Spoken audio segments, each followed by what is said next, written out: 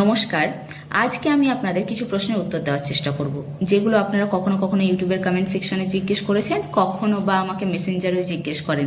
চেষ্টা করব সেই সমস্ত প্রশ্নের উত্তর দেওয়া, যাতে আপনাদের কিছুটা আমি সাহায্য করতে পারি বই সম্পর্কিত তথ্য জানার জন্য।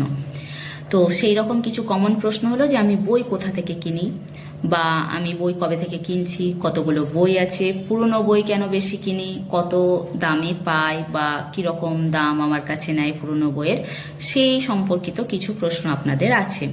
প্রথমেই বলি যে বই আমি পুরনোই বেশি কিনি, আপনারা খেয়াল করবেন। কারণ পুরনো বই তো অবশ্যই কম দামে পাওয়া যায় নতুন বইয়ের তুলনায়।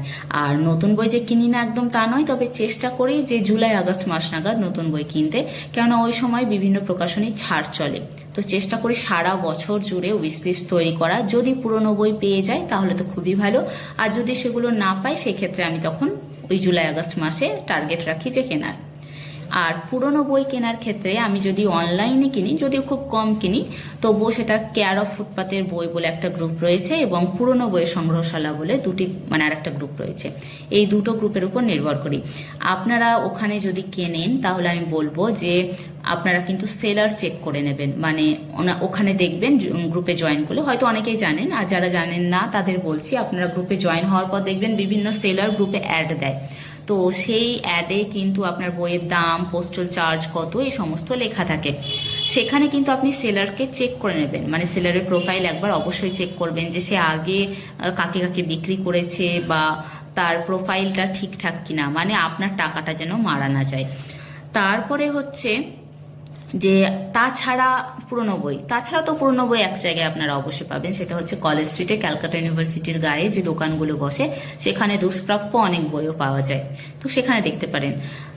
আর আমি কোথা থেকে এত কমে কিনি যেটা জানতে চাইছেন, তাহলে বলবো আপনারাও পেতে পারেন, যদি আপনারা আপনাদের এলাকার পুরনো খবরের কাগজ যারা কেনে তাদের সঙ্গে কিছুটা যোগাযোগ রাখেন। অনেক সময় দেখা যায় তাদের কাছে অনেকে বিক্রি করে দেয়, তো সেই ক্ষেত্রে কিন্তু ওনাদের কাছ থেকে আপনারা পেতে পারেন। এবার কোন বই কিনবো কোন বই কিনবো না সেটা বুঝি কিভাবে, এখানেও আমি কিন্তু ফেসবুককেই ভরসা করি। ফেসবুকে দেখবেন বই পোকা বলে একটা গ্রুপ আছে, তো সেখানে আমি বইয়ের নাম লিখে সার্চ করি, সেখানে তাদের রিভিউটা দেখে নিই, বা বছরের অন্য সময়ে যারা রিভিউ দিচ্ছে তাদের রিভিউগুলো কিছুটা হলেও আমি চেষ্টা করি পড়তে, যে বইটার বিষয়বস্তু কি। সব সময় যে রিভিউ লিখছে তা সে ভালো বললেই কিনবো, বা সে খারাপ বললে কিনবো না তা নয়।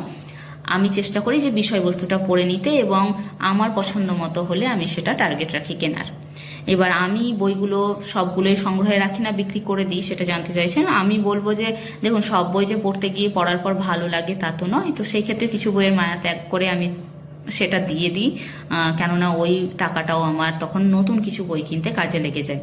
তো এইভাবে করতে করতে আমার বইয়ের সংখ্যা যখন জানতে চাইছেন তখন বলি যে 450 বা তার কিছু বেশি হবে, মানে এই 450, 475 এরকম, ওই ম্যাগাজিনগুলো ছাড়া, মানে পূজাবার্ষিকী ম্যাগাজিন এগুলো ছাড়া।